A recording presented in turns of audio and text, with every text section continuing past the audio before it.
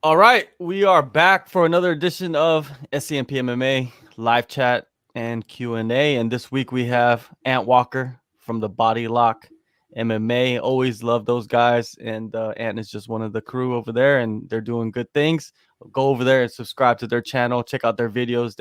They're doing different stuff, man. It's not I don't know. It's not the typical like MMA news cycle that you see on a lot of websites. They give you different angles, and it's good to have Ann here for the first time. And of course, we got Tom Taylor. He's been on here. I don't even know how many times. He's one of the I think it's returning number guests. 4. Yeah, Yeah, it's number 4. It's I awesome, think man. so. Yeah. Awesome. It's good, man. Oh, now so let's get right into it. Biggest news I think right now running through MMA is Jon Jones and his back and forth with the UFC. And there was one tweet, that I wanted to get into first. And let me try to pop this up on the screen real fast. Let's see. Let's see. Here we go. Oh, here we go. I think this is it. Yeah, this is it. Let's pop it up here. All right, so this tweet right here, it says, I've been working my ass off for years, concussions, surgeries, fighting the toughest competition UFC had to offer throughout my 20s for right around 2 million per fight. I'm just trying to have my payday, the fight that all of us fighters believe is one day possible. I don't know. That's kind of a weird at the end, but anyways, like he made some valid points, right? I'm gonna start with you, Ant. What did you think of? What do you think of what's going on right now with Jon Jones in the UFC? This is another case of the UFC with deep pockets and short arms. Like to the idea that Jon Jones, the greatest talent the sport has ever seen, having to fight and argue to get paid properly is absolutely ludicrous.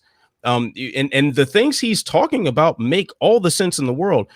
I think it's particularly interesting that he pointed out and one of his previous tweets. I'm not sure if he deleted it by now, but he said something about, will this fight against Ngannou, could it be bigger than Fury Wilder? And definitely from a pay-per-view buy standpoint, I would assume so. If I'm remembering correctly, their first fight drew in about 300,000 buys, and they were guaranteed exponentially more than Jones has ever made, far more than the 2 million that he says he made per fight in his 20s. And then I think Jones's next fight, if I'm not mistaken, was like UFC 232, maybe was his next one, and that drew in somewhere around between 700 and 800,000 buys. It's like, it's proven he is a bigger draw than that first fight. So why isn't he making the same pay, or at least something comparable? And I think it's the UFC being cheap. And we can talk about Endeavor being debt leveraged and whatnot. But hey, at the end of the day, he's the one who's losing brain cells. He's the one who's going through surgeries. He's the one who is sacrificing huge portions of his personal life and his health to go out there and compete and draw in money for the company. So, hey, get your fair share, man. Yeah, it's true, man. It's true. Ant is speaking 100% truth about Jon Jones. He's given his life to the sport, dude. Like he's just done so much already, and you don't want to pay him now. It's ludicrous in many different levels. Tom, when you see like Bones, he said like, okay, I talked to the lawyer Hunter, and I told him like 8 to 10 million is lowballing me. And then Derek Lewis comes out and says, "I'll fight him for $8 to $10 million." Man, what do you like? How do you, what do you say, man, about that? Well, I know Derek Lewis is trying to be funny as always, and he is without fail every time. But I mean, he's not helping anybody with comments like that. You'd like to see these fighters kind of helping each other out and lifting each other up and collectively fighting for better paydays. Jon Jones deserves as much money as he wants at this point. Like you guys have said, he gave his life to this sport. One of his main claims to fame is being the youngest champion in UFC history. I mean, that's just further evidence of how long he's been doing this and how much time he's put in. It's just insane to me that there's any kind of debate as to whether or not he should be getting a bigger payday. And it's also crazy to me too that the UFC isn't concerned about the optics of this, right? They're so cavalier about the way they pay their fighters, about the way they underpay their fighters. They're just not concerned about one of their biggest stars going on these Twitter tirades. It's just unbelievable to me, and I hope he gets what he wants. And it would be such a shame if we didn't get to see him fight Francis Ngannou, because you know, the UFC is not willing to open their pocketbook. Yeah, and also Francis has come out and said that he wants a big payday for a fight with Jones, and rightfully so. You know what I mean? I'm thinking Francis deserves this biggest payday. I mean, other than you know, fights involving Conor McGregor, who isn't going to be around forever, by the way, this is the biggest fight they can make right now, I would say, right? I mean, I think most people would agree with that. If it's not the biggest, it's one of the 2 or 3 biggest. Conor McGregor, I think most people would agree, has probably only a few fights left. Like, you don't have that many other big stars left. When you have the opportunity to have 2 of them fight each other, don't let it go to waste just because you're feeling cheap. You know, pay these guys what they want, sell, you know, a couple million pay-per-views, make that money, let them get paid. It makes all the sense in the world to me. This also is, I feel like this also is building up the fight between Jon Jones and Francis Ngannou at the same time, you know what I mean? And it could possibly get them paid much more than, you know, what they're trying to pay them for the fight. And, you know, do you think it is the biggest fight, you know, to make, or has Israel lost some luster? You know what I mean? Because it seemed like Israel was on a, you know, a collision course with Jon Jones, but now with that loss, that risk that he took, do you think that fight is probably never going to happen at? I mean, I wouldn't say never, but it's certainly not on the horizon just yet. And I think a lot of things have to happen in order to rebuild up to that one. But the luster that we were thinking it had, I mean, we were expecting to see this into 2021, maybe sometime 2022. That would have been a very logical progression for Adesanya. But with the way Jan won that fight, especially, it'd be one thing if Jan just went out there and one shot iced Izzy, because Jones isn't known as the one shot KO artist. So we still have the strategic intrigue. But Jan went out there and out grappled him for the latter half of the fight. And I think it's safe to say that Jones would most likely have the same sort of success, if not more, when he did that. But I'm just not looking to see Izzy in this position anymore. This is Jones versus Ngannou is the super fight to make. Like, how this is a true super fight. Like, the guy who just went out and took out who was the person that we consensus is the greatest UFC heavyweight of all time, definitely the greatest UFC heavyweight champion from a statistical standpoint, and possibly the greatest heavyweight champion or heavyweight period in MMA, against the greatest talent the sport has ever seen, and by far the greatest light heavyweight. Like, this writes itself. Like, how is this a debate about paying to see a top tier fight, paying them top tier money? I don't get it, man. I'm just at a loss. I'm still shocked, and I'm also shocked at how stupid a lot of people are right now that are siding with the UFC on this one and citing the numbers that, oh, well, Conor McGregor did this and Conor McGregor did that and Jones doesn't do this. It's like, newsflash, ladies and gentlemen, Conor McGregor is underpaid too. Okay, so that's one thing we need to remember when we're talking about someone making $2 million a fight, which $2 million for me is, oh, that's life changing. That's a game changer. I'm sure for you guys too. Oh my God, I would love for $2 million to fall in my lap. Truth of the matter is, they're on a different scale, because what I do doesn't draw in billions of dollars. All right, what Jon Jones does is drawing billions of dollars. So pay the man. And yes, Francis versus Jones, the top fight to make. And I would say even above anything you can do with Conor McGregor at this point.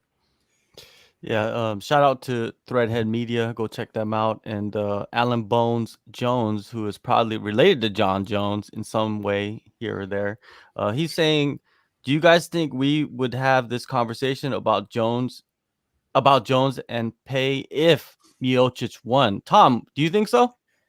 I would say yes, but probably to a lesser extent. I think the Jones versus Stipe fight would have been a serious attraction for a lot of people, if only just because of their accomplishments. You know, I've said all along, you know, Stipe had the skills for greatness, but he never really caught on with fans. He just didn't quite have the personality that I think a lot of people related to. Very interesting guy, nice guy. The firefighter thing is very cool, but he just didn't really have that it factor that Francis seems to have. So I think Francis winning the fight, he's a much more high profile opponent for Jon Jones, I think. So it's just, it gives Jones that much more leverage as he looks for a bigger payday. And what could you add anything to that about Miocic's winning? I think that we would still be having this conversation, and Jones has had this conversation before. We've seen these sort of things, not I don't think it's gone as long as this has in this current cycle, or has been as hotly debated, but he's had these sort of flare-ups about pay before. So I think the same thing will be happening. But I think with Miocic, part of the narrative would be lost that the fans are kind of clinging to now, because the idea that Jones is only doing this because he's scared to find out what Ngannou's power is like, which is just a laughable notion. Like, for Dana to get on that platform after the fight and say that, oh, if you're Jones, you're moving to 185 because, oh, you got to be scared. Like, no, that's not a thing for a professional fighter, especially a professional fighter like Jon Jones, who like literally did cocaine before the biggest fight of his life. So this is not a guy who feels fear the way we feel fear. Even if you are a guy who's had concussions as a boxer-size coach. All right, this is not the same level of thought process here. So I really think that the fans wouldn't cling to, oh, he's afraid, because while Miocic can knock people out, it's less of a visceral threat. That we don't have the same amount of footage of Stipe just decapitating people with one shot like we do with Francis. If I can add on that, man, I'm so tired of this narrative that fighters are afraid of each other. I'm sure they're afraid all the time. You know, Donald Cerrone has talked about that. He's terrified when he walks out to his fights, but they do this several times a year, every year. These guys aren't afraid to fight each other. That's what they signed up for. It's just a ridiculous argument to me. I mean, there's been a few fighters throughout the whole history of combat sports that maybe been, afraid in their fights or afraid of certain people. But as a general rule, these people aren't afraid to fight each other. That's exactly what they're here for. So I don't buy that argument at all, and it's so unprofessional of Dana White to spew that nonsense. Yeah, it's just adding to that, afraid. That's a stupid word, to describe a fighter. It's like, maybe they're afraid of cockroaches. I can understand that, because there's people have phobias, right? Yeah, like ghosts or something. Yeah, spiders, Yeah, spiders or something. But like another human being, come on, you trade day in and day out to beat the shit out of another dude, and you're gonna be afraid of him? Come on. And it's expected. It's gonna happen. You are gonna fight these guys. You gain 40 pounds so you could go up a weight class to fight these guys to add to the legacy. Like, why would you be afraid now? Jones has always known that Francis is right there, and that there would be a possibility that his heavyweight move would lead him right to Francis. And Jones has always been a strategist too. Yes, Francis is terrifying. Yes, he's got this ridiculous power. But I mean, Jones has beaten a lot of guys with big power before by being smart, by employing the right strategies. There's no reason he couldn't beat Francis with the same kind of strategy. I mean, Stipe did it just a couple of years ago. Granted, the rematch didn't go nearly the same way, but Francis can be beaten by the right strategy. All the power in the world won't spare you from the right strategy. So it's not like this is an unwinnable fight for Jon Jones. He's Jon Jones. Yeah, it's definitely. Now, when we were heading into the Miocic Francis rematch, I thought if Miocic won, Miocic would be a more a tougher test for Jon Jones. This was my opinion. If Miocic won, that fight would have got put together, but I don't think it would have had that it factor. I don't think it would. Of course you have Jon Jones and Miocic, but I think that's among the hardcore fans that they would have wanted to see this fight and to see what Jon Jones could do against Miocic. To sell the pay-per-views, Francis is the guy that you wanted on the poster, right? He's the guy, the intimidating force, the guy you only need like 10 seconds to put in every highlight, from his UFC career. 10 seconds, just bap, bap, bap, bap, just knockouts after knockouts, right? It was just been fun.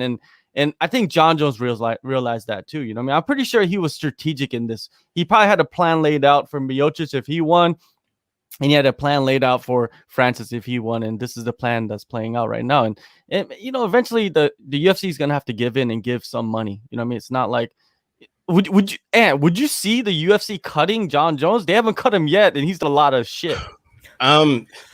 Man, that's a tough one, because they've cut a lot of people that I couldn't imagine them cutting before.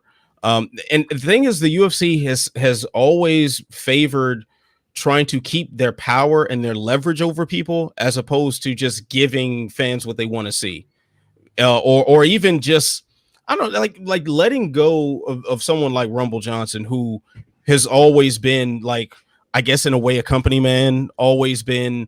Except for the weight issues in his first stint, like, to get rid of him and then a Yoel Romero, who's just this freak show fan favorite. It says a lot about what direction they're going, especially when they're signing. I forgive me for not remembering who coined this term on MMA Twitter, but like the puppy mill of the Contender Series, of just getting this cheap talent to fill in these roster slots. Jon Jones clearly, although he's not being paid properly, he's clearly not cheap talent compared to everyone else. So it's not that far out of the realm of possibility, I guess.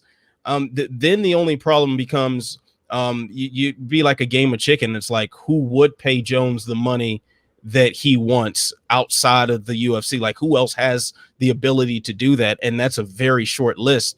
Unless he turns to a boxing promoter, and we saw what Golden Boy did with mixed martial arts. So it's a lot of questions that, quite frankly, I don't think we're really going to have answered unless something really crazy happens.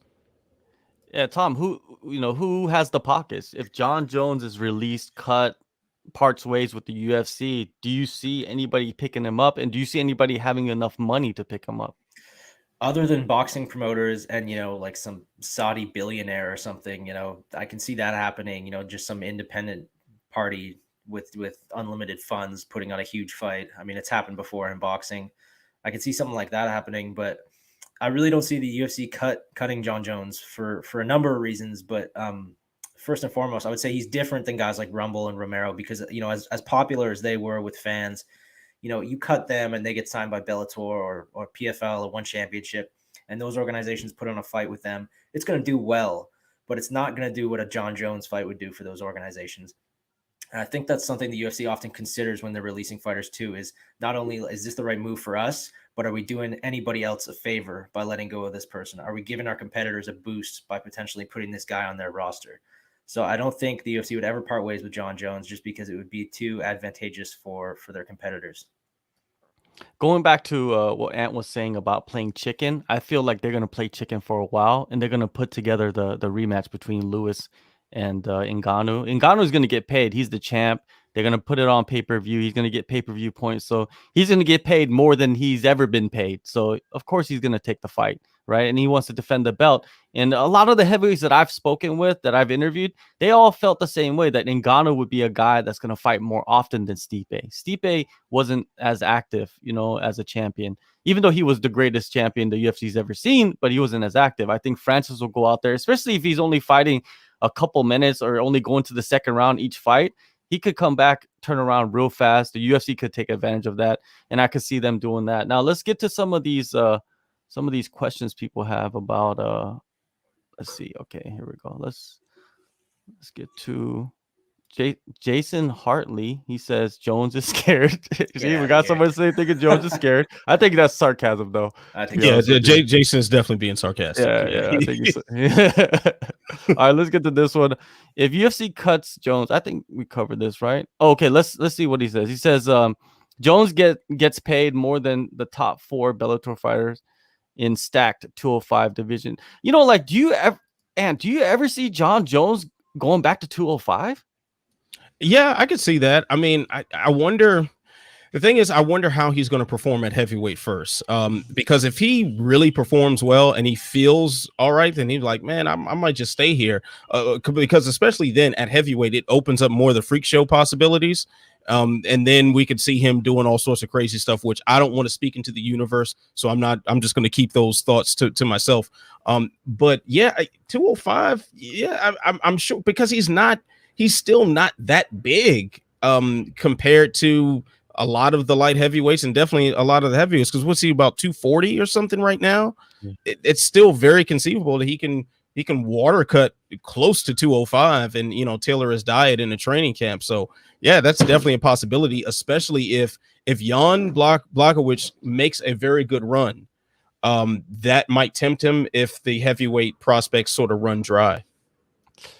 Yeah, but there's a lot of heavyweights, man. Right now, the heavyweight division is stacked, and there's a lot of, I think we use that word stacked loosely, what I mean? But I feel like right now it is stacked. I mean? You got prospects coming up like Dawkins, what I mean? Like Dawkins is a guy I feel like he can go up to the top 10 and compete, and we haven't even seen the best of him yet. So, yeah, it's going to be fun to watch Jon Jones if he does fight at heavyweight. Ah, man, it's gonna be hard to see. Like, it sucks that they're gonna delay this. You know what I mean? Because I want them to push this fight real fast. I want them to turn around like this summer and have Jones fight Francis, but doesn't look like it's gonna happen. Now, what was the next thing? Oh, the next thing is before we get to the next thing, make sure you guys to subscribe and like and all that good stuff. And if you're watching the replay of this, leave a comment in the comment section, and we'll get to those shortly. Let's look at this. The next thing is the big news, man. Something that came out of left field, and I'm surprised that nobody really broke this news before. Who broke the news anyways of Leon Edwards versus Helwani, I think, broke that. Okay, Helwani, right? But Helwani's like, he's so big right now to where it's like it's not even really breaking news. You know what I mean? Like, he's just his own little network, right? So like, Helwani breaks the news. Nobody expected this at all. Do you know anybody that expected this, Tom? Like Leon Edwards versus Nate Diaz? I know Leon has hoped for it in the past. I mean, he suggested that he'd like that fight in the past, but I don't think anybody expected that fight to be made. And the sticking point was obviously Nate Diaz. I mean, it just didn't strike me personally as the kind of fight he would ever take. We know he likes these guys with big names. He likes the McGregors and the Masvidals, and he seems to be kind of interested in Dustin Poirier. Leon Edwards, as good as he is not a huge name in the sport. So I'm pretty surprised, honestly, that he took this fight. Do you think, that Nate Diaz could have been painted into a corner with this? I don't think so. I mean, I think, as tough as he and Nick act in terms of not fighting and holding out and stuff, they still, I mean, they've got to be running low on money. If they've, it's been a long time since either of these guys have fought. I think he's probably keen for a payday. I think he probably recognizes that beating Leon Edwards puts him right in title contention at welterweight. Having said that, I'm just going to come right out and say it. I think he loses that fight pretty decisively. I don't know why he keeps fighting at welterweight. I just cannot wrap my head around it. I get the aversion to weight cutting, which is fair, but man, we've seen how this goes. He doesn't win at welterweight. Yeah, the only person he beats at welterweight is Anthony Conor McGregor. Yeah, Anthony Pettis. Other right? lightweights, right? Like he beats lightweights and those are white lightweights that are up at welterweight, and he's also a lightweight up at welterweight. Exactly. And with this matchup, right, with Leon and this, I'm just gonna give you what my thoughts are, my opinion is, and you can react to it. Is I feel like Nate Diaz was painted into a corner because he is under contract with the UFC. He's been sitting out so long, turned down so many fights to the point where the UFC is probably on the last leg with Nate Diaz, and they probably offered him this and said, "Hey, you take this, or we're gonna get rid of you." And he knows in the market he's not gonna get paid as much as he does in the UFC, so he just took the fight. And what do you think about 5 rounds in a co-main event? Well, the 5 rounds in a co-main event, that just opens up all sorts of other doors of conversation as far as fighter pay is concerned, as far as the longevity of certain fighters, and and what's going to be number 1 contender bouts, and if they're officially going to be number 1 contender bouts. So that opens up so many other doors. Now, as far as Nate Diaz being painted in a corner, I don't really think he's the guy you can paint into a corner necessarily, because he's going to do whatever the hell he decides he feels like doing. And even if the UFC threatened to cut him, well, he's one of the few guys who can just go out and do whatever he wants on in that regard. So, yeah, I mean, the other promoters can lie about whether or not they really wanted Yoel Romero or they really wanted Anderson Silva, but you really want Nate Diaz. Like, you really want him, and you're not going to front about that. And then on top of that, with his connection to the boxing world, he can easily make a transition there and garner a couple of really big paydays, even if he won't necessarily have the most success. So I don't think Nate is ever in that position. But what I do think, though, kind of piggybacking off of what Tom said, is that this was a chance to leapfrog a lot of people into the title picture. And keep in mind, he was supposed to fight Dustin Poirier at UFC 230 for that main event, or if that was going to be the 165-pound belt or whatever the case may be. But Dustin Poirier, as much as we love and respect him, he's not a big star outside of our bubble. So he was willing at that time to fight someone who doesn't have the hugest name, but a lot of respect in the sport because of where he was ranked and where he could find himself in the title picture. So I think we're seeing that all over again with Leon Edwards. Man, Leon Edwards is getting a massive opportunity, and he's had a terrible like what, a year and a half now or 2 years of just unfortunate events. And I'm happy for him, man. I'm happy for Leon. I'm happy to see a guy that kind of stayed true to himself get a big opportunity like this. And it's weird like how he has to fight again to earn a title shot. What do you think of that, man? Like they're like, hey, you take this guy, you're gonna earn it, and you have to earn it with a 5-round co-main event. Well, it's funny that we call this a big opportunity because under any other circumstances, it wouldn't be. He's fighting an unranked guy who performs better in another division. Ordinarily, if you're the number 3 guy at welterweight, if they ask you to fight an unranked lightweight, you're going to say no because that doesn't do anything for me. But obviously, it's Nate Diaz. That changes everything. But yeah, at this point, I would say Leon Edwards already deserves a title shot. He could have had a title shot by now. I think the Khamzat Chimaev that saga was just ridiculous. That never should have been part of the conversation. He should have been, pushed right into a title shot after that Woodley fight fell through. But if he wins this fight, I mean, what can you possibly say to deny him a title shot at that point? Anything else would be criminal at that point, I would say. Yeah, but does a win over Nate Diaz justify a title shot? I guess nothing justifies a title shot anymore these days, right, Ed?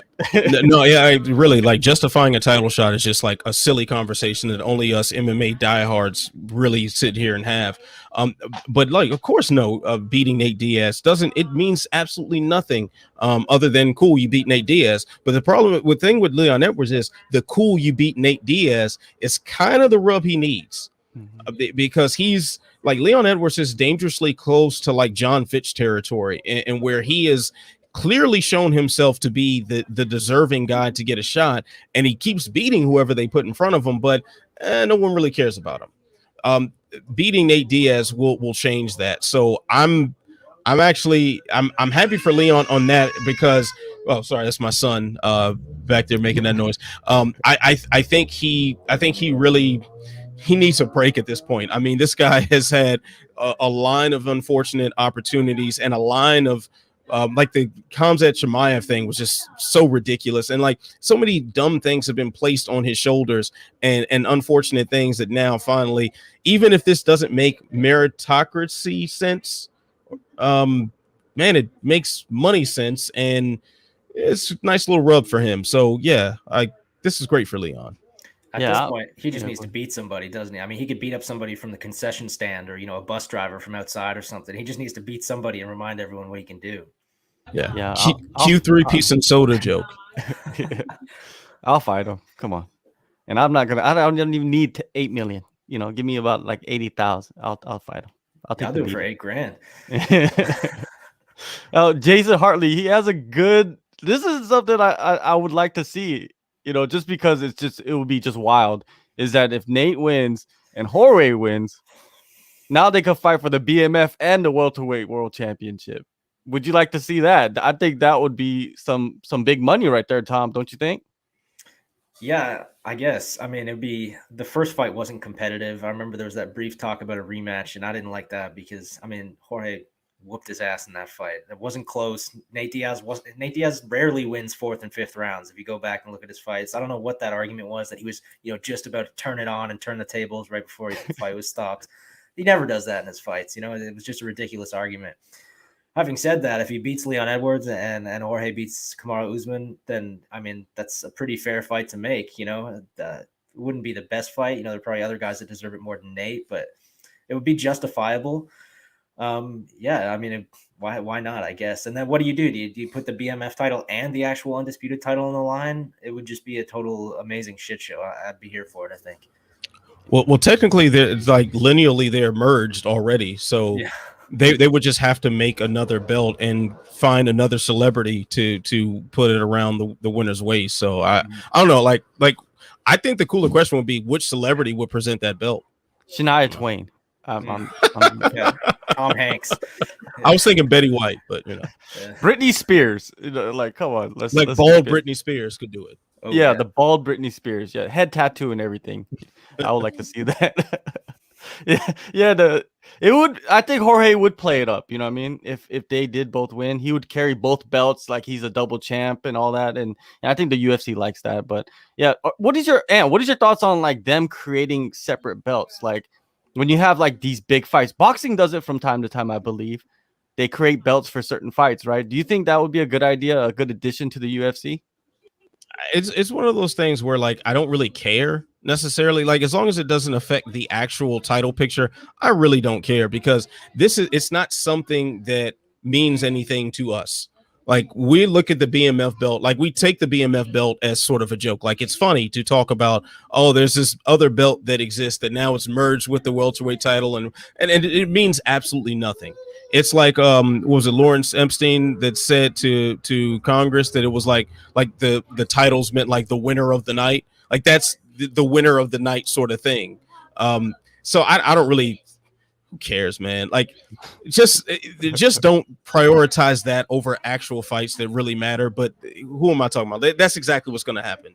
I'm sick of this, man. Tom, what about Conor coming out? I think this was like yesterday or today, right? He's come out. He's like, I'm the belt. I'm going to make a Conor McGregor belt. Like people are supporting that now. Yeah, I mean, the gist of it really is that belts mean nothing. What means something is who you're fighting, right? I think most guys, if you ask them, and really put pressure on them, would you rather fight for the title or go fight Conor McGregor and make a little more money? Assuming they have families and they're not already financially set, they would choose to fight Conor McGregor. I don't think he needs a belt to prove that. He's already, the hot ticket in MMA.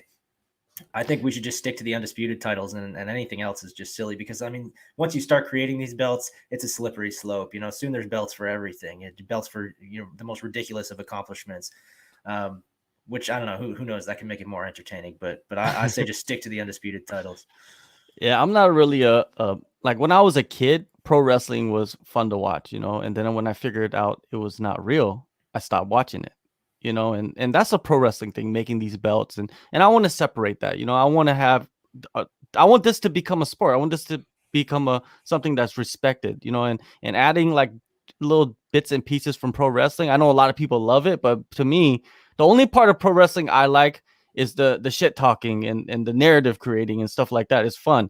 But other than that, I don't want none of the other stuff, man. And these belts, man, you got to stop making them. There's no reason. But Jason had a good idea. Betty White is a great choice, Jason. And why don't you just get the Golden Girls, all of them, to come out there? You might need to get some wheelchairs and stuff. Yeah, but how many of them are still alive? Yeah, that's my next question. Yeah, that's rough, man. That's rough. Yeah, I don't know for sure either. Get next to Ken up there, I guess. Yeah, for sure. I got a question here I wanted to get into real fast about Dominic Cruz. Let me try to find this real fast. Where is it? Is it right? Okay, here it is. By Alan Bones Jones. He says, also, what do you guys think of Chael Sonnen lying about Dominic Cruz texting him saying he's interested in the Sean O'Malley fight, even though Cruz said in an ESPN MMA interview he never even texted Chael? What do you think about this? What do you think about Chael making news? I'm not surprised at all. And I can't conjure up any examples, so hopefully this isn't libel or anything, but I'm sure Chael has done this before, and I know that there's some kind of example somewhere in the recesses of my mind that I can't quite get here, but he's done this kind of thing before and gotten in some trouble for it. I'm not surprised at all. On his little on his YouTube channel, he has those kind of rants that he does, and those are tough to listen to, man. All due respect to Chael, he just rambles, you know what I mean? And he often says things, Fighter X told me this about Fighter Y, and sometimes I hear this and I'm just like, that can't be true. So no, I'm not surprised at all that somebody has finally come out and said, no, I didn't say that. Having said that, I would love to see that fight. If Chael has any role in making that fight happen, I guess we should be thanking him. And what do you think of Chael? And he's kind of turned into a different animal now. In the beginning of his YouTube channel, I enjoyed a lot of the stuff that he was producing, but now it's just like he's just creating content to create content. And if you look at the comments on his videos, a lot of it is Chael talks about nothing, but it sounds interesting. Yeah, that's really what it is. Like Chael is a great storyteller. He's a fantastic entertainer. He's a wonderful orator. But we don't turn to him for nuggets of truth like that. That's just kind of what it is. Like if Chael says it, especially on his channel, take it with a grain of salt. And I'm sure we can go back and watch all those videos and we'll be able to point out things that don't make sense. And that other fighters that he mentions, that if we ask them, they would say, no, that never happened. I think only this time someone asked a fighter mention, what did you say or do? And then that fighter just had the opportunity to say, no, that's not true. That's really all this sounds like to me. And you think about Chael's history, and like, this is a guy who has continually fallen upward. Like, he's done things that were blatantly wrong and been rewarded as a result. Like, let's not forget, in the same Nevada Athletic Commission hearing that what I think when they tried to ban Vanderlei for life, and they slapped Vitor Belfort with some sort of ridiculous fine or whatever. Chael, who did the same thing as both of them in that weird trifecta that the fight fell out in all the combinations possible within the span of a few weeks. Like, Chael went up there, blatantly lied, like did all the PEDs that you could ever ask for, and they offered him a consulting position in the middle of his disciplinary hearing. And then the guy who got fired from Fox for lying about PED use, which I think was from the same fight actually. And then next thing you know, ESPN hires him like 2 days later. Like, this is a dude who's lived and died by this sort of strategy. So the fact that this came out that he lied about this, he's probably going to get a movie role or something. So yeah, he just like dropped a multi-platinum album too. Like, this is how Chael comes up, and all the power to him on that end. Is he gonna drop a mixtape with Tyron Woodley? Is that what's gonna happen next? Because I would buy that. I would buy that. I would avoid it like the plague. And DJ Drama would be, it would be his mixtape. You know what I mean? So you gotta put Machine Gun Kelly on there somewhere, since he was at the last event. Exactly. Maybe that was why Stipe lost. Machine Gun Kelly came in and he was looking kind of, he jinxed him, you know what I mean? Because he's a movie star too now. Anyway, so yeah, Chael, he's just an interesting character, man. Following his career, and like all of us here, we've seen Chael throughout the years. With when he kind of like bursted onto the scene with Anderson Silva, even a little bit before that, and his the way he has evolved into this, like, taking his character and just making it work, and then like just doing whatever he wants, and then he just gets the biggest paychecks and makes the biggest money, and he doesn't even have to fight, and he's working with multiple promotions and multiple networks, which is insane. It's man, hats off to him, man. Hats off to him. He's a comparison that I'm surprised we don't hear more often, is a comparison between him and Jorge Masvidal, because people talk about him bursting onto the scene in that Anderson Silva saga, but he was around forever before that. He was in the WC fighting Forrest Griffin. I think he fought Forrest Griffin like 3 times or 2 times or something like that. Like, he was around for a long time before he finally got over with fans. And it's the same is true of Jorge. That just sort of dawned on me right now that, these are 2 guys who had full careers before they ever really caught on with fans. And now look at them. Do you think Chael will ever get to the point where he's done so much like questionable things and said questionable things to like where he's up to the level of Brendan Schaub? Do you think that would ever happen? The difference is that he's intelligent and Brendan Schaub has the IQ of a sock. So that's the difference. Yeah, that's not going to happen. Like Chael at the very least can eloquently convey his thoughts, even if they are completely falsified and just completely nonsensical. Like, it sounds good, and I don't want to take anything away from Brendan Schaub's personality. Like, I've had the opportunity to meet him and talk to him a couple times outside of like UFC media functions, just like on a regular how you doing sort of basis, and he's a decent dude to talk to.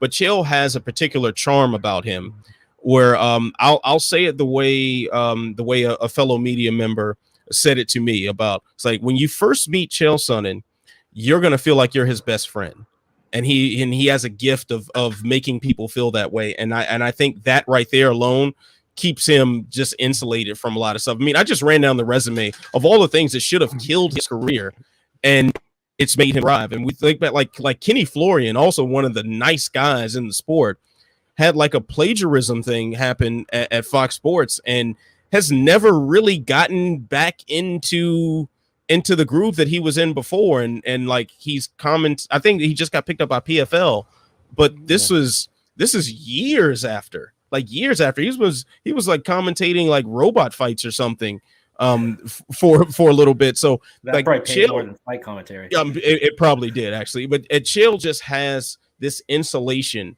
from consequence that is marvelous, and I wish I had, because I'd be up here doing some wild stuff myself. we would all be doing it. I look at Chael as the Matthew McConaughey of MMA. Like when you look at Matthew McConaughey, he could make you like you just said, his best friend. He could just make you comfortable. Anybody comfortable. And yeah, it's something that I think you're born with. It's not something that you can train. It's going to be very difficult for anybody to like create that.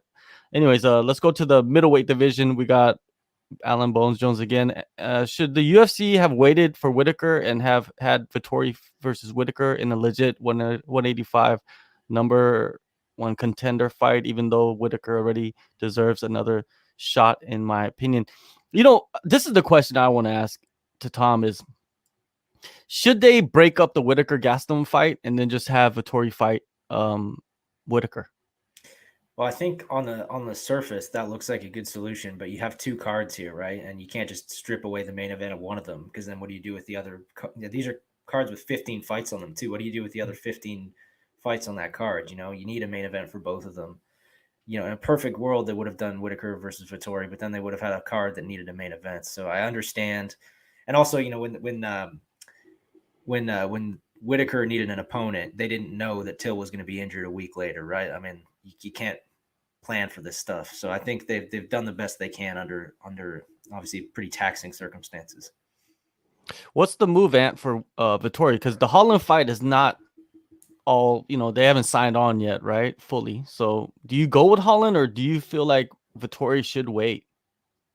I mean, if I'm Vettori, I'm gonna wait, but I understand if Holland gets the spot. I would, from the UFC's perspective, put Holland in the spot. I mean, they clearly want to put this guy over, and he could have won the Brunson fight, had he been a little more focused on the man in front of him and not the lightweight champion sitting outside the cage that he was having conversations with the whole time. So I think there's still hope for Kevin Holland to kind of ascend to the status that they kind of had him pegged for, and a fight against Vettori would help do that. But like Tom said, I mean, there's so many variables, and you're going to be plugging and peeling back spots for main events, and just leave it as is. And Vettori should wait. And another opportunity will come down the pipe. I mean, quite frankly, maybe he should fight the winner of Whitaker and Gastelum. That would make a lot of sense, because Adesanya has beaten all three guys, and I don't really think there's much demand to see him fight any of those three again. Although the Gastelum fight was one of the best fights of all time, I haven't heard too many calls for that rematch, especially considering what's happened with Kelvin Gastelum afterwards. So let that trifecta play out and do what they do, and Adesanya can chill in the meantime and let a true number one contender emerge. Although, I mean, really, Robert Whitaker is the number one contender, but we saw the results of their first fight. Now with Gastelum and Whitaker, Gastelum and Vettori are teammates, and if Gastelum beats Whitaker, and then Vettori's lined up maybe to fight Gastelum, there's another situation right there. It's like teammates that are close to each other fighting each other at the highest level of the sport. Do you like that? Because personally, I like it. I'm intrigued by it. Like when Usman fought Burns, I was very intrigued by that matchup. Especially it's for the title too. When two guys that have been training with each other for, I think, the past 8 years, and they know each other so well. And right now, Luque is coming up the welterweight division too, and those guys have known each other for so long. I would like to see that fight eventually happen if Luque keeps winning. And Burns cornered Luque for that fight too. Yeah. So yeah, it's just Tom, what do you think of that? Like that dynamic of promoting a fight where there's teammates, and I think do you think they would fight each other? Vettori seems like that type of guy. Like he doesn't care.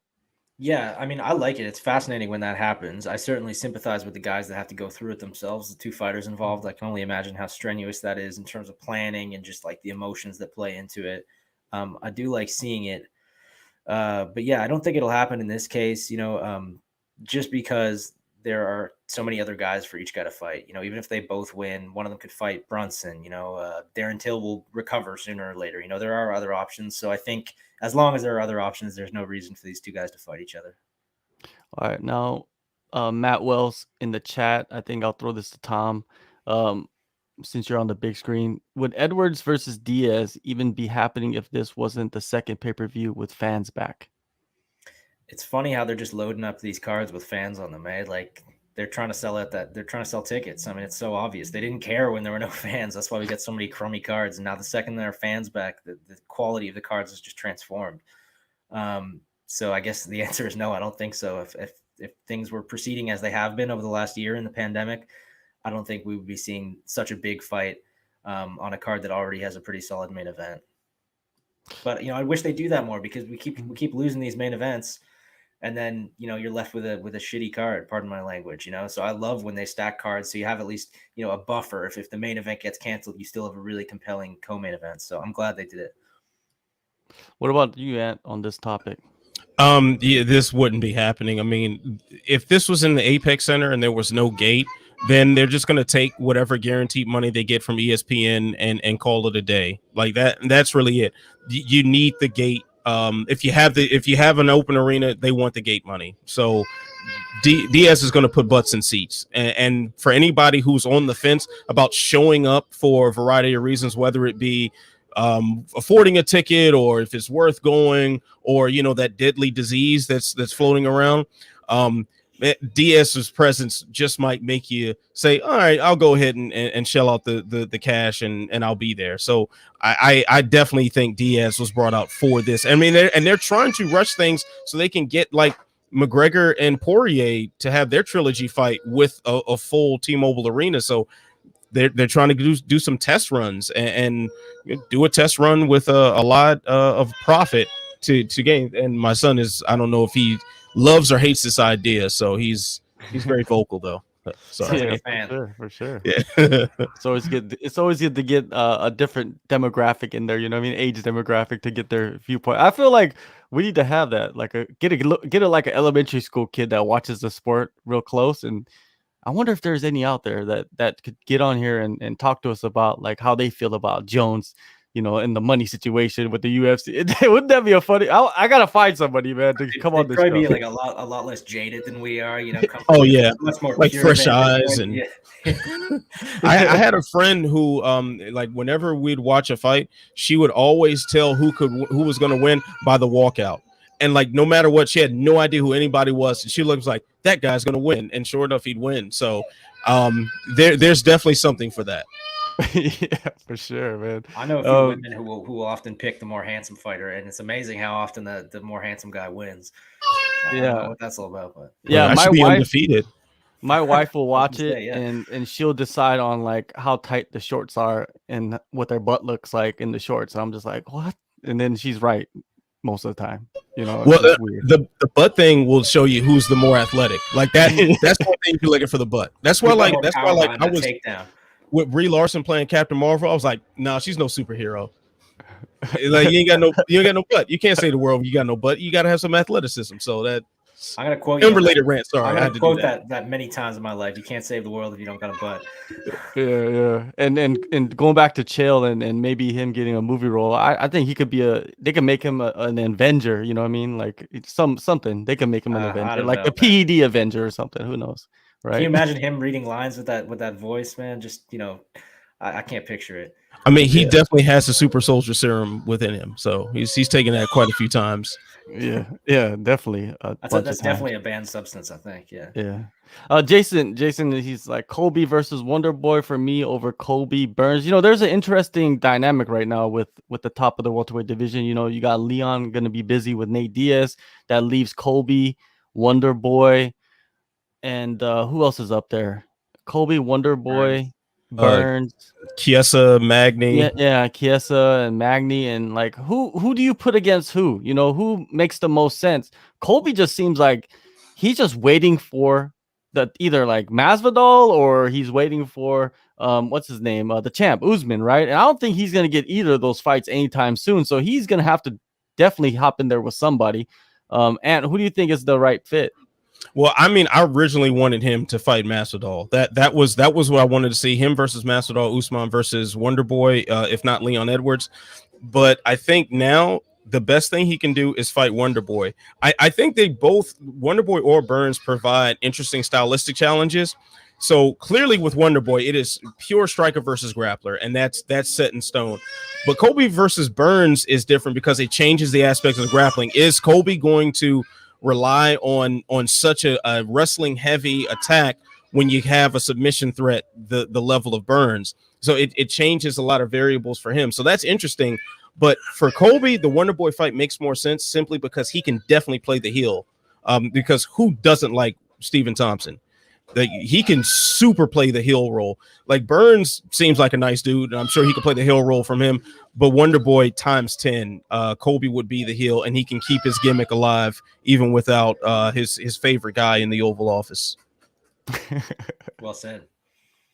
Hey, what fighter could like be the I guess the heel for Biden? Do you see anybody that could take that spot, Tom? What do you mean the heel for Biden? Like the guy who's going to stump for Biden? And like, yeah, he's gonna be. I don't know, supporting man. I'm not Biden. sure. I mean, I don't know.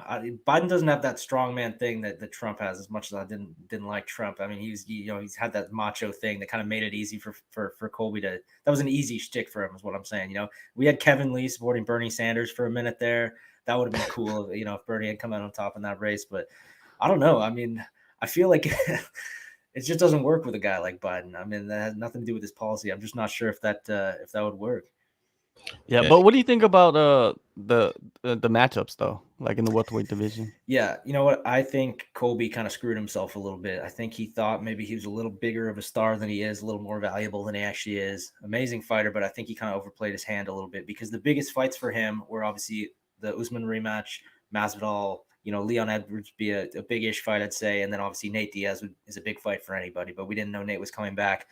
All of those guys now have fights booked, and Colby's sitting there out in the cold with no really like big ticket option.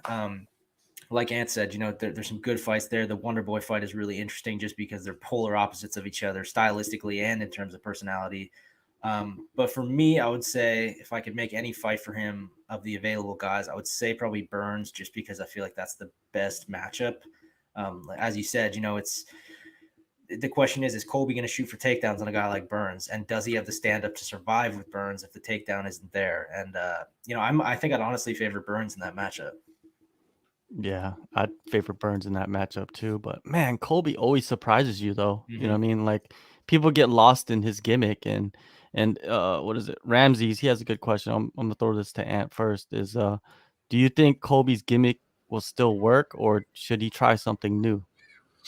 Well, Colby's gimmick can still work on a guy like Wonder Boy. Like, of course, the MAGA angle would have to adapt because that's no longer what's going on in the White House. Now, I do think there was a golden opportunity missed for him to try something new. My original thing, when I said that Colby versus Masvidal should have been the fight, that should have been for the return of the Ultimate Fighter. They should have coached against one another, because that right there would have shown a lot of different angles to the personalities. From everything I've heard, and I haven't met Colby in person or anything, but everybody that I know that has, and one guy in particular who's told me, like, he actually, after he interviewed him a few times, they sort of kept in contact and became like kind of acquaintances for a little bit. And he's saying, like, outside of this stuff, like, he is a very, very nice guy.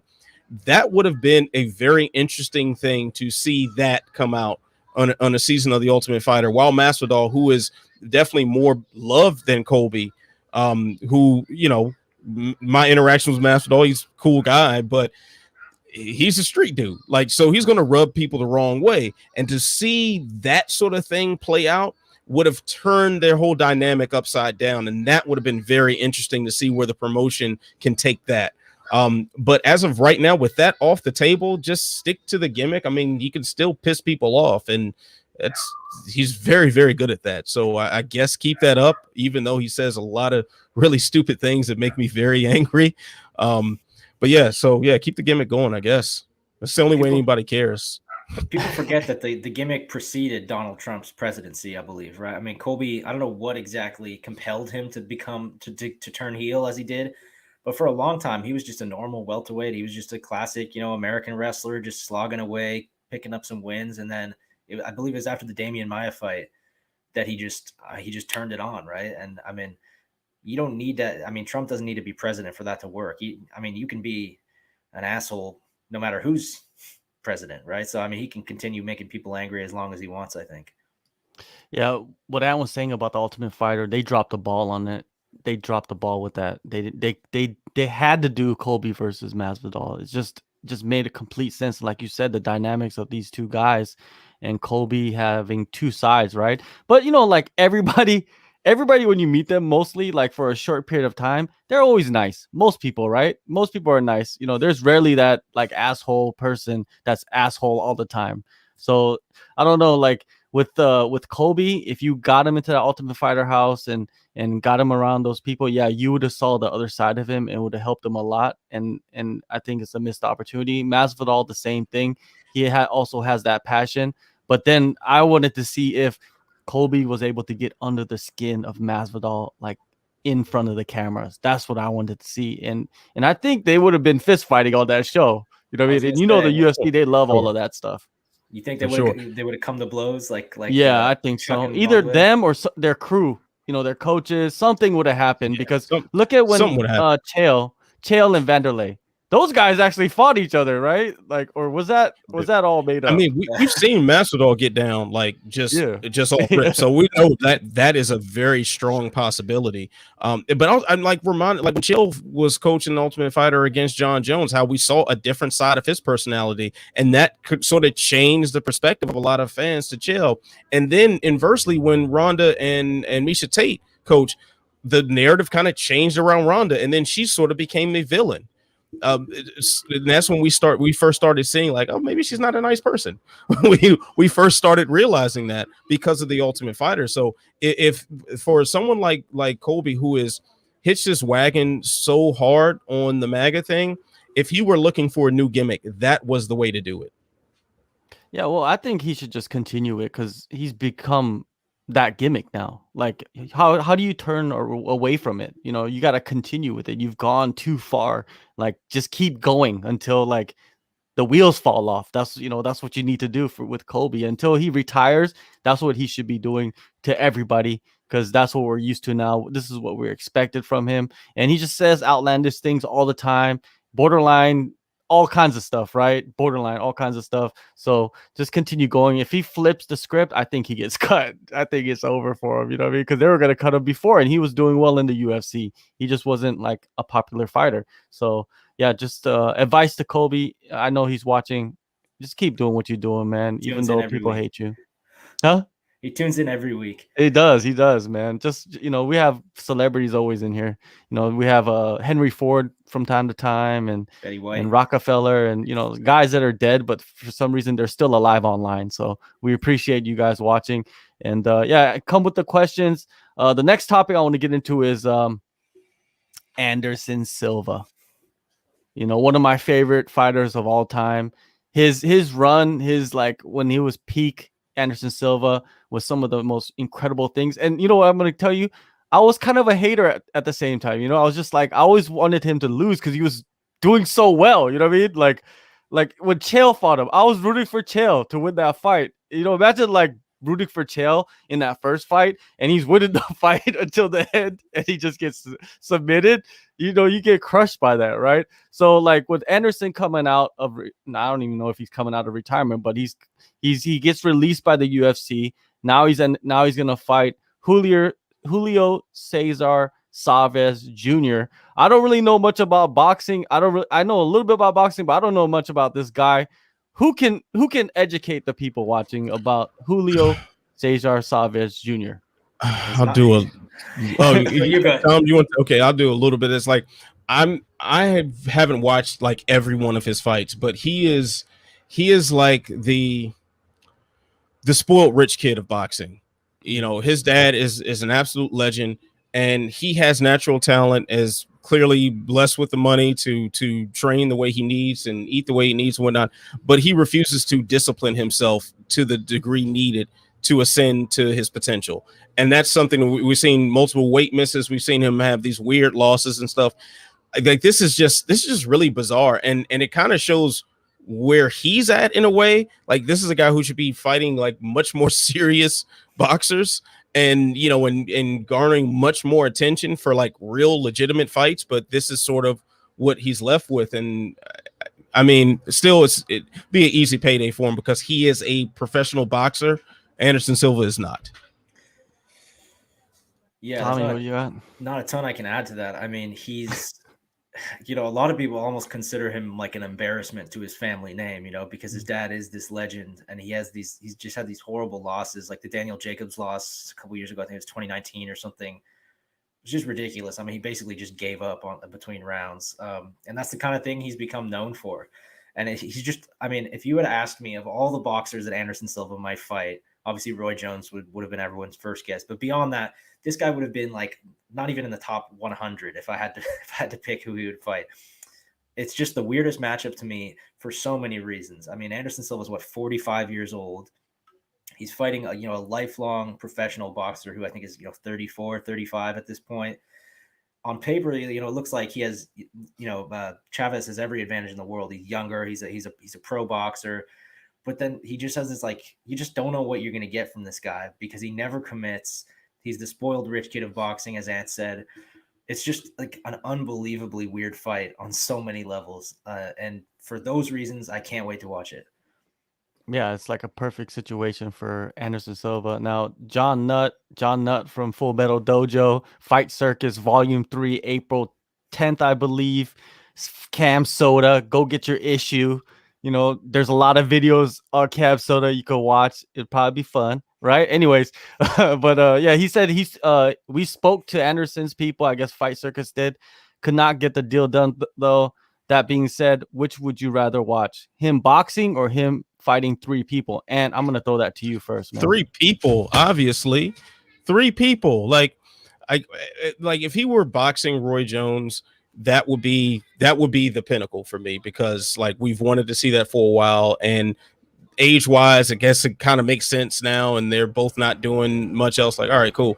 But him fighting 3 people, I mean, come on now. Anderson Silva has fought in his prime like he was in a movie, like he were some sort of action hero, and action heroes fight 3 people at the same time. So yeah, John, you were onto something there, buddy. What about you, Tom? I mean, it depends on who the 3 people are, right? Is it us 3? In that case, I don't want to be involved. But if it's 3 other guys, then maybe, I don't know. I'd love to see him fight 3 people. It's better than this fight that he's been booked for now. John not only does good things. So I mean, if it's good enough for him, it's good enough for me. Yeah, definitely. Yeah, I'd like to see him do either way. I mean, it is what it is.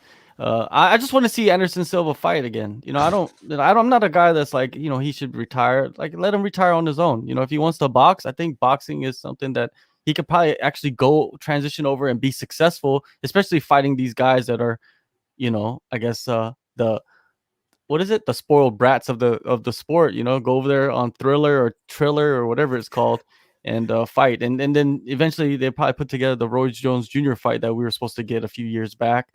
They could do that if, maybe this is a test for him just to see if, he could maybe get that contract to fight Roy Jones Jr. I don't know. Eddie the Blasian's trying to get Anderson killed. Yeah, that's not it. That's not the business right there. You don't want that smoke. All right. Let's get into some other stuff let's get into some of these questions. Do you need to go, Ant? Yeah, I have to go. The household demands my attention. If you can hear the chaos unleashing behind me, so I'm going to tend to this crazy little son of mine, and I will see you guys later on. John, thanks for having me. Tom, great hanging out with you. Yeah, I see Drake Riggs in the comments right there. That's the Strawberry Blonde Bandit right there. That's my guy. Take care, fellas. All right, man. Appreciate it. See ya. Thank you. All right, so Tom, Drake chiming in. Good God, too much sexy. Yes, we are. I agree. Yeah. Sexy to 2% of the population in the world. Now that Ant's gone, is it still too much sexy, or is it just kind of like the right level, like that nice middle ground of sexiness? It probably he really pushed us over the level, now it's more manageable. We're the nice guy sexy or whatever, I guess. You know what I mean? Let's go through some of these questions. It's just man, there's it's hard to filter through these questions because there's so much stuff like this. Boom, boom, boom, boom. Like this one. All right, let's see. Have Nico, JHK, and Tom versus Anderson Silva, Pride FC rules. I think we could do it. You know what I mean? I'll grab like you guys distract him, and I'll just sneak around the back and jump on his back, jump on his neck, and We'd then have try to to do some choke like him. guerrilla warfare, like attacking his ankles and stuff. Or Yeah, yeah, poke him in the that'd be good. eyes. Yeah, You know what I mean? Because it's fight circus, so we'll have the poke exactly. him in the eyes and Exactly. in the rule set. Add that to the mix. Can I bring like a weapon, like a sword or a hand grenade or something? Yeah, we'll bring that like Wonder Woman rope. Ah, perfect. Yeah, yeah. You get the Wonder Woman rope and And the do it. deflecting wristbands. Yeah, and they get the deflecting wristbands. For real. Let's see. Oh, Drake got something. Just me, or is Soy looking like she's packing on the muscle for the tourney, looking strong on IG? Damn, Drake, you be cripping on the IG like that? Like, I how do actually you know saw that she's too.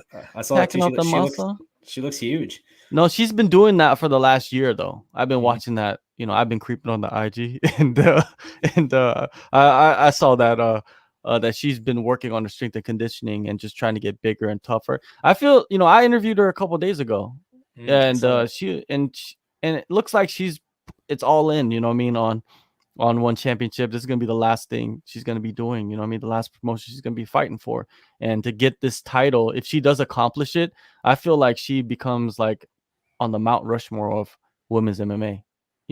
How could you deny her? You know what I mean? She fought in the UFC, a weight class up, from her original weight class, kind of prematurely, but she did decent. She got the road title, she got the rising title. It has recently defeated the who was considered the best atom weight, and I feel like Drake probably thinks she's the best atom weight ever. But if she goes over to one championship, basically going up a weight class again, and going through a tournament and then going and beating Angela Lee, who is probably, one of the best girls out there. You got to kind of give her credit, right? It's, in the beginning, she did fight some cans, but, she's fought some good talent as of late in her recent fights, and she showed a lot of improvement. If Sohyam can do that, I feel like she could be on the Mount Rushmore. What do you think? Yeah, absolutely. I mean, she's almost there now, right? I mean, and she's just been like roving the world looking for challengers, and and she's beaten pretty much everyone she's fought. She's been incredible in so many different organizations on so many excuse me, so many different platforms. And if she gets through this tournament, I don't even think she needs to beat Angela Lee to kind of get to that point. I think just winning this tournament, this is a tough tournament. A lot of these women are people that some fans aren't familiar with, but they're all dangerous. There's no real surefire picks in this tournament, and I think if she gets through that, it's undeniable.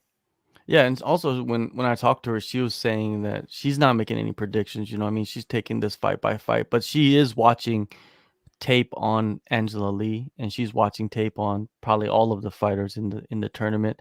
And she's very humble too. You know what I mean? If when you talk to her and you ask her about certain things and how people are reacting to her, she just she's just kind of overwhelmed by it. She's not used to having as much attention. I guess because she's in Korea and she didn't have the biggest fanfare in the UFC, so she's not used to it. And yeah, and she doesn't. I don't know. As a person, being talking with her, just doesn't. I don't get that energy from her. Let's see. What is this? Eddie the Blasian. What's up, Eddie? Is anyone else tired of seeing Jones so much but not fight? Well, you could say that about a lot of people. I mean, Jones is right now, he's in the process of going up a weight class, adding on pounds. So he could talk because we know he's going to come back eventually because he's dedicated himself, right? Like on the flip side, you got Nate Diaz and Conor McGregor. They've been doing that for so long. You know what I mean? Like, those are guys that are more criminal for that. What do you think about Jones? Yeah, I mean, I'm willing to give Jones a pass in this case because there's a pretty clear reason why he's been away. Like you said, he's been packing on the muscle, and now he's got this contract dispute. Having said that, I totally get the issue that you have there, Eddie the Blasian. I mean, Nick Diaz and Nate Diaz are the perfect example. These guys sit out for years at a time for no real reason. They're not, bulking up to go up to heavyweight. They're just doing it because they don't like what they're being offered in terms of opponents, and they think they're, above everyone, which is true in a lot of ways. They do have, name value that most of their peers don't have, but that's where it frustrates me a bit when the guys are talking a lot on Twitter but not fighting, and there's no real reason not to fight. Mind you can do whatever you want on Twitter. I mean, I'm just being judgmental, I guess.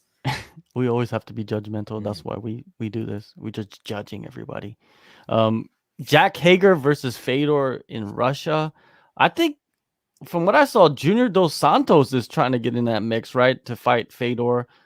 I would like to see it. Tom, you like to see JDS? Give me Overeem and Fedor. If we're Yeah, talking about guys yeah. that just got, I mean, that's the fight we missed in Strikeforce. Make that one happen. JDS and Fedor is a great fight too.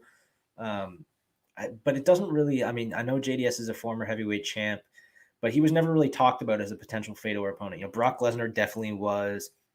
Even Cain Velasquez was. You know, just because he and Fedor were about the same size. You know, and they had a lot of similarities, not stylistically, but they both had the crazy cardio and just. And so people talked about that fight a bit, but when JDS was the champion for that brief time, nobody ever really talked about seeing him fight Fedor. Overeem though has the history with Fedor. We never got that fight in Strikeforce, never got it in Pride. I mean, now's the time. I would love to see that. Yeah. Got Ghost Phantom 98. Speaking of Anderson, why do you people always compare Izzy with him? He's a completely different fighter in every way. The way they set up their shots, the way they control distance, timing.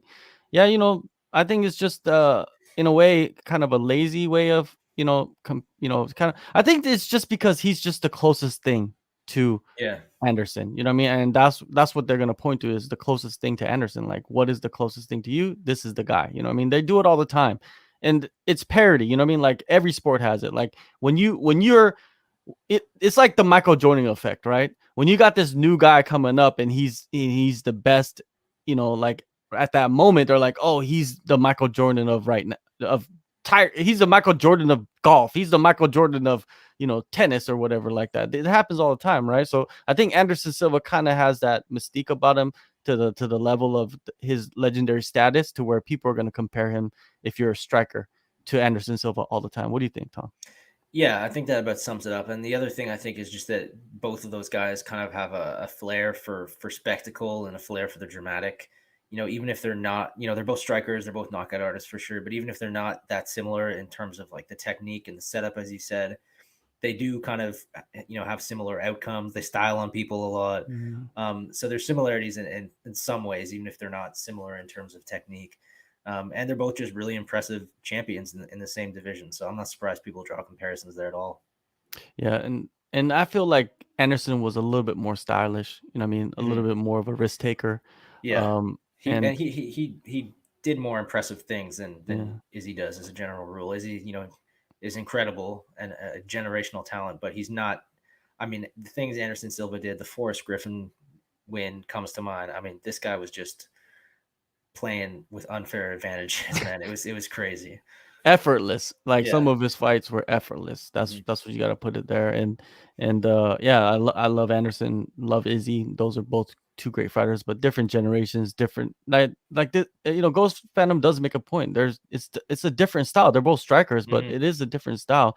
You do not see what is it, Izzy doing, dropping his hands as much as Anderson did. Anderson would invite you with his hands just to his side and then put his back against the fence, and do the Roy Jones Jr.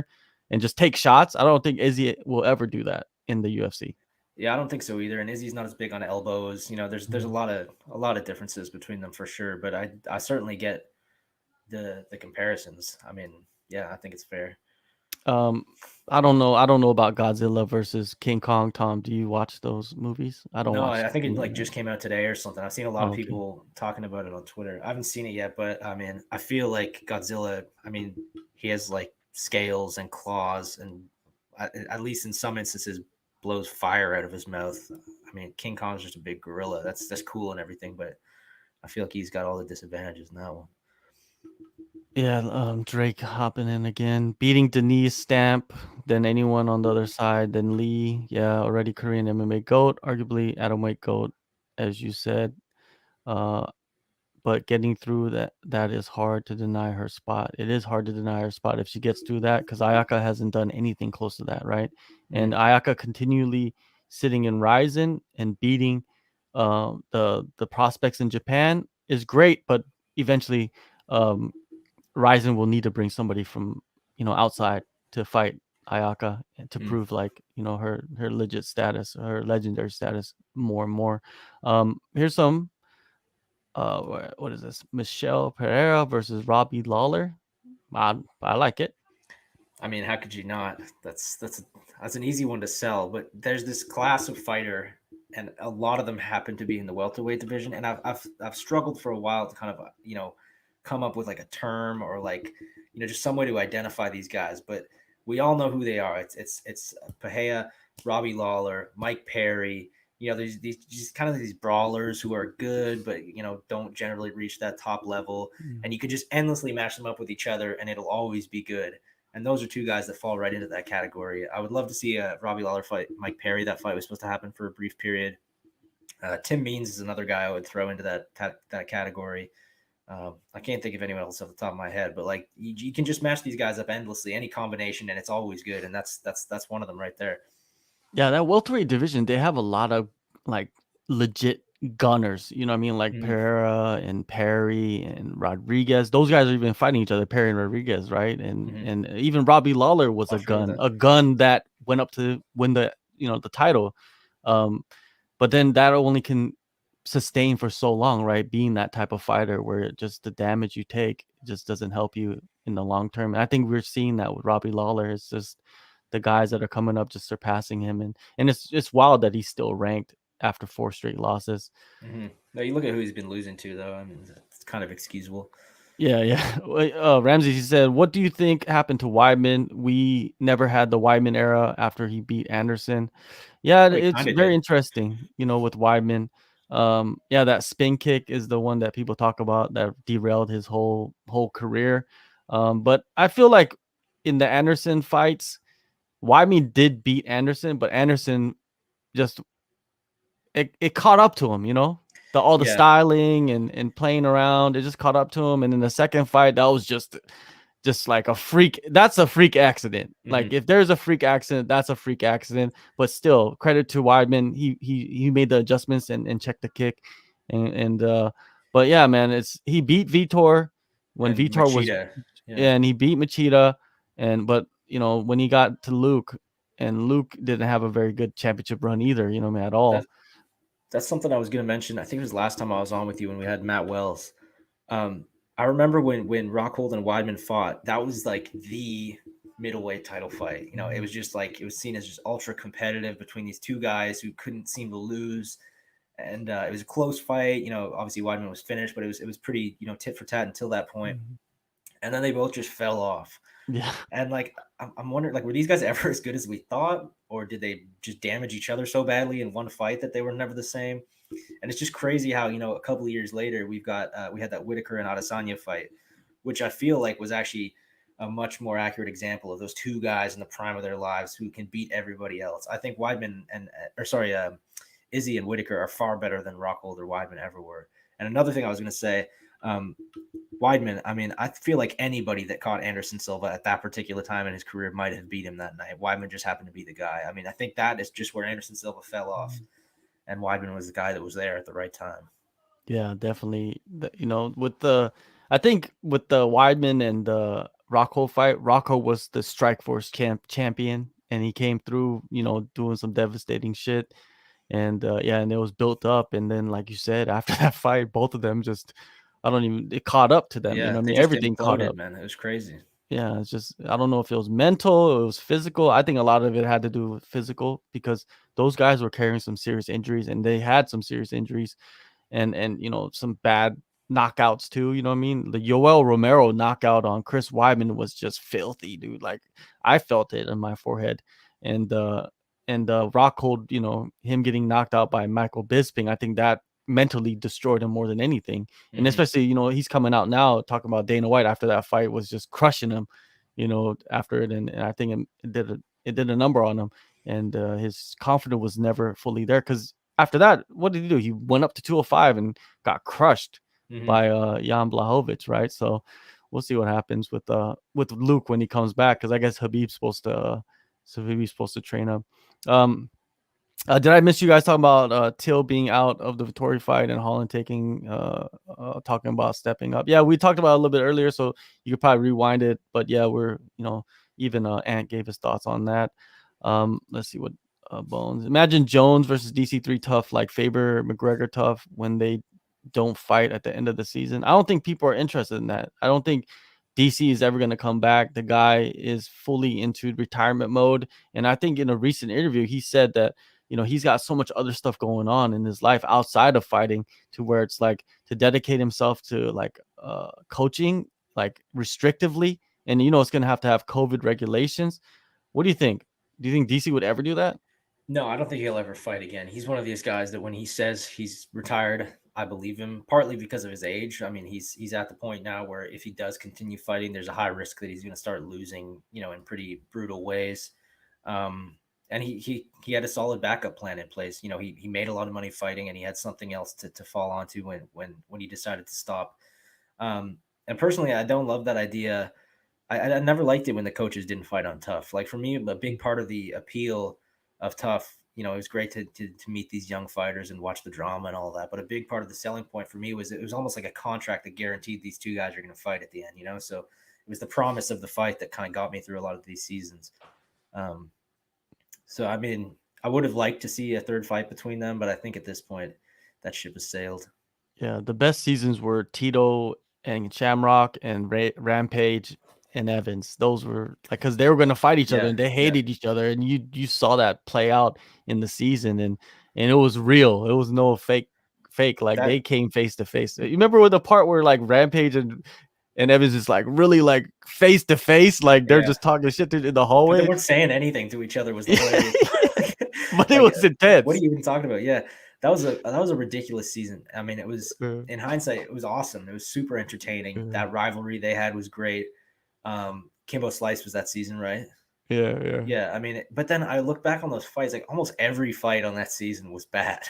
Like there weren't that many good fights on the season. None of those guys turned out to be very good. You know, Matt Mitrione, Brendan Schaub, Roy Nelson, you know, they were all pretty good, and then the Rampage and Rashad fight was terrible. Yeah. Like, so, you know, all these things that we normally want from a season, it didn't have any of them, but for some reason it was still really good. It was one of the best seasons outside of the fights, the drama and the back and forth. It was just straight up reality TV, wasn't it? Yeah, it was. Yeah, and I think Rampage played it up a little. So did Evans, because they knew that they would get paid. Well, they're friends if they now. built it up. Yeah, they're friends. They're buddies. You know, they're probably, you know, it's weird how like, Rampage became this massive like heavyweight looking dude, and then Evans is like a vegan, and he's like slimmed down, even smaller than he was when he was a fighter. Looking at him now on the ESPN broadcast, I'm like, how did this guy ever fight at 205? He looks like a lightweight now. You know, this guy can make featherweight if he wanted to at this point.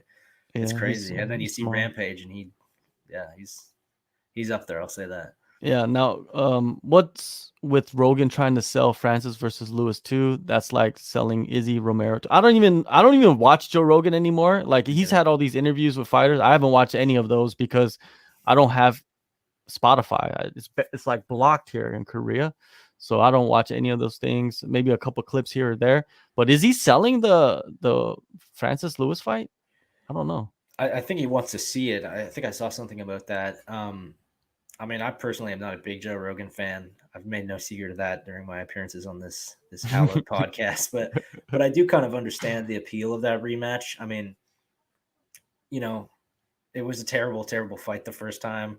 The chances that it would be that bad the second time seem pretty slim to me, particularly the pressure these two guys would have to not do another bad fight, right? I mean, like if they're booked to fight again, they go out there and do the same thing. I mean, that is going to be just terrible for both of their careers. You know, we're talking about Francis Ngannou like he could be this huge, you know, international star. If he goes out there in his first or second title defense and has another stinker against the same guy he had this terrible fight with before, that's not going to do him any favors. So there'll be a lot of pressure on both of these guys' shoulders to really make it a good fight, score that knockout. So I do kind of get the appeal of a rematch. All right, we got like 5 more minutes. Get your questions in, and then we're gonna, you know, head out and enjoy life outside of the sport. Now with Francis, man, I think they need to strike while the iron's hot with him.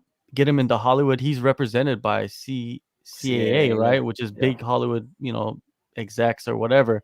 They need to do that. They need to get him in like TV shows, movies. They got to set those things in, because you never know how long his career will last. You know what I mean? Of course, he hasn't taken much damage, but still, you know, like you don't know if he's gonna, like, his passion for it is gonna continue, and you don't know if he's gonna lose. He could lose his next fight, so you have to kind of get him in there, out there as much as possible.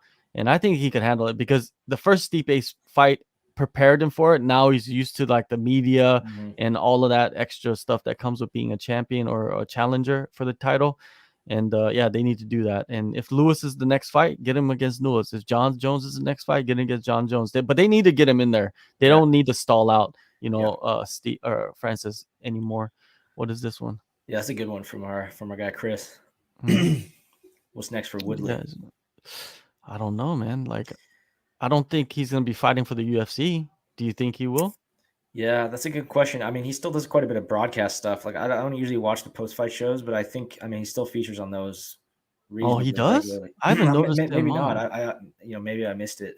Because as I said, I don't really watch those. But I think he was on the Fox ones, but I believe he wasn't on the ESPN I don't know that. broadcast. I don't know that. That's a weird one, man. Because he's just one of these guys who is so good and then just hit that snag and is now Yeah, talking about struggling. Weidman and Yeah, and yeah. Larocco, this is the same thing. Yeah. Is it more magnified because they are at the top of the heap, you know what I It mean, must as be. the It champion? must be. Or do you think that it happens all the time? We just don't notice it as much because it's not happening to the most famous guys. Yeah, it's definitely magnified, but because they're at the top. I mean, 4-fight losing streak, I would say, is reasonably rare. I mean, that doesn't happen all that often. But I mean, look at the guys he's been fighting. I would say 3 of those losses are very excusable. The Luque one, that was a weird one to me, man, because he started, pretty strong in that fight. He looked like he clipped him. He was implementing a different strategy. But I kind of feel like, that strategy was not based on what was going to work well against Luque necessarily. It was more based on just needing to change things up. And like the most obvious way to change things up after being really gun shy in your last few fights is being really aggressive. And he was. And we haven't seen Woodley fight like that ever, And here he was, pushing the pressure, gunning for the knockout like crazy. Even when he was getting knockouts, he'd kind of hang back and wait for the counter. But yeah, it was just a weird strategy. I would kind of compare it to that BJ Penn's featherweight fight with Frankie Edgar. He just had like this totally different strategy that we'd never seen before. It's I'm not no disrespect to either guy, but it's just like it's just weird when you see these guys have the same style for their whole careers, and they kind of hit a snag and they reach this point where they need to change something up, and oftentimes they just change it in the wrong way, And I think that's The what happened. BJ Penn one was the weirdest, because he Yeah, had like that tippy toe stance, like yeah. I don't know what straight up, happened there. and Yeah. Tyrone. I enjoyed that. I really enjoyed him coming out being aggressive. It showed Mhm. urgency, but then at some point, I think mentally he just wasn't gonna last in that fight. You know what I mean? Once stuff didn't start working, if he did have that little success, but that's what Luque wants. He wants you to be aggressive. Yeah, that's what I'm saying. That was not the right move against him. Yeah. Like that And might he have been wants you to clip him, like Yeah. that's what he wants. He wants you to clip him, and then he knows, like, okay, let's Yeah. let's go blow for blow and see who's gonna last. And one thing that Luque has that's I feel like people don't talk about enough is his ground game, dude. If he hurts you, he doesn't really have to go after the knockout. He can snatch up the neck, and that's what he He's a did to killer. Woodley. Yeah, he's Yeah, a he's a killer, man. killer, man. I And expect and I big things love from him. him. And they'll talk about another guy that doesn't get, like enough fanfare, and he has a exciting style. He finishes fights. He's getting performance bonuses all the time, but it's just I don't know what it is. I like talking to him, and he's a guy that kind of says what what's on his mind, but not in like a shit talking way. It's just like this is how he feels. Yeah, but I hope he does catch on with the fans. I don't know what it's going to take for him to do that. I think that's why he's chasing that Nate Diaz fight, because he thought that if he fights Nate Diaz and beats him like convincingly, like knocks him out, then he'll gain him a lot of popularity. But that's not going to happen because Leon Edwards has the fight. So we'll see what happens with what's his name with Luque. But I think he's got big things in the future. I mean, for any fighter to catch on, this is what I'm slowly starting to realize. It's not about having the qualities that you generally associate with a star, being exciting, being good looking, well spoken, all this stuff. I think it's all about just having something different that people haven't seen before. Conor McGregor was different than anyone we'd seen before in a lot of ways. You look at a guy like Sean O'Malley, very different, kind of a bizarre character. He's got the fun fighting style and everything, but he's an interesting character. Francis Ngannou even, has an interesting backstory, is an absolute giant. I mean, I think that's what's setting these stars apart, is just doing something a little differently than everyone else. How long until Sean O'Malley's compared to Anderson Silva? I hope that never happens. That would be the most. I mean, unless he, wins the title and defends it, 10 times or something, then sure, make that comparison. But nobody should be compared to Anderson Silva or Demetrius Johnson or GSP in terms of just, sustained greatness until they have achieved that kind of sustained greatness themselves. All right, man. Well, let's shut it down. Tom, you got anything coming up that we should be looking out for, or something that you've done recently? Well, I just interviewed a young man from Senegal called Rug Rug. Okay. Yeah, I'm sure you've heard of him. Yeah, that'll be on Bleacher Report next week. Awesome. Got some other cool stuff coming up for them. So yeah, stay tuned there. I got some cool stuff coming. How about you? Yeah. With you and Bleacher Report, man, I'm glad you're giving those guys like Rug Rug a platform with Bleacher Report, man. That's interesting. That's something that he should be grateful for. You know what I mean? Like, because he's still 2 fights into his career, man. He's getting the platform. That's nice for him, and he probably has a great story. Like just like a lot of the fighters coming from his region. Just just follow me on at JHK MMA. And I got a bunch of stuff coming up in the next couple of days. I'm setting up stuff now with some bigger names, and it's just about elevating your status in the sport, of covering the sport, and then just doing what you need to do, man, and sacrifices, man. And Tom knows. Tom's done everything. He's worked hard for years and years, and we don't even have to say anything about it. But yeah, just look out for Tom Tay MMA. And look out for JHK too. I mean, this guy hustles harder than anyone in the world. So the feeling's mutual, man. Yeah, man. It's always good to have Tom on, and Tom's gonna be a regular.